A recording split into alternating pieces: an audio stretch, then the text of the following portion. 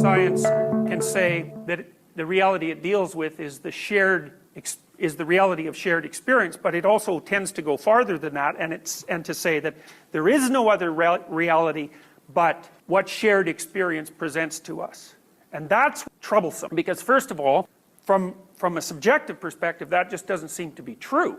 I mean, it isn't obvious how you can understand the relationship between the fact that you have your subjective experience and the fact of the objective world. We don't know how to put those two things together, and merely ignoring the subjective, well, that causes problems, because of course that's what you're primarily stuck with, and it's the primary problem. You know, how do you deal with your isolated individual existence, and what do you make of it?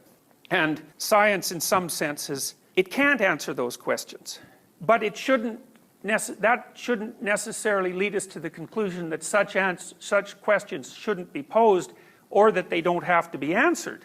They do have to be answered, because they're still part of the domain of problems that beset human beings. So it seems to me that for a comprehensive picture of experience or of being, you have to use two domains of analysis, and one is the scientific domain, and the other is fundamentally the moral domain. And the moral domain for me isn't, I'm not really saying precisely that the moral domain is the difference between right and wrong, although I think that that's part of it. The moral domain is actually a broader domain of questions, which is, well, how should you act?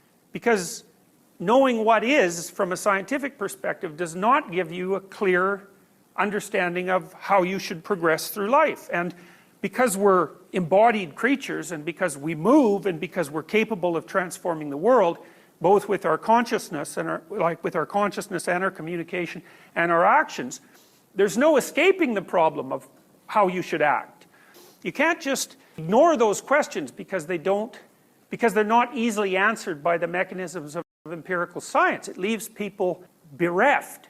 And when Nietzsche talked about the death of God, I mean, what he meant in some sense was that the claims of science are sufficiently radical so that it's easy to take them to mean that the sort of landscape of stories that constitute our archaic cultures are invalid. But you can see how it has been easy for people to become philosophically confused, because it's not self-evident that you may need more than one kind of truth to live.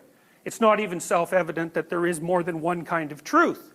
You know, but why we assume that there would only be one kind of truth is a mystery in and of itself. It seems to me that it's related somehow to the push in humanity for a form of monotheism, you know, or a totality of one theory governs all. Well, maybe that's true in some ultimate sense, but it certainly isn't the case that we're at that point yet. So we might say, well, maybe we need all the kinds of truth we can get our hands on, and all the tools that we have in order to live properly, and we can sort out the fact that some of them seem to coexist paradoxically. Well, we can just live with that for now and accept it as a necessity that might become, you know, the reason for which might become more clear across time. So it seems to me that for psychology, to be a psychologist, you have to take both these domains very seriously. You have to learn everything you can about what science has to tell you about what it is that you're like and what the world is like, and then you have to learn everything you can about what history and culture and also the shared communication between people tells us about what the appropriate ways are to conduct ourselves and to what ends we should be working. And those are all valid questions, and if you ignore any of them, you ignore them at your peril, because you have to know them in order to minimize the degree to which you're going to suffer unnecessarily, or that other people are going to suffer unnecessarily.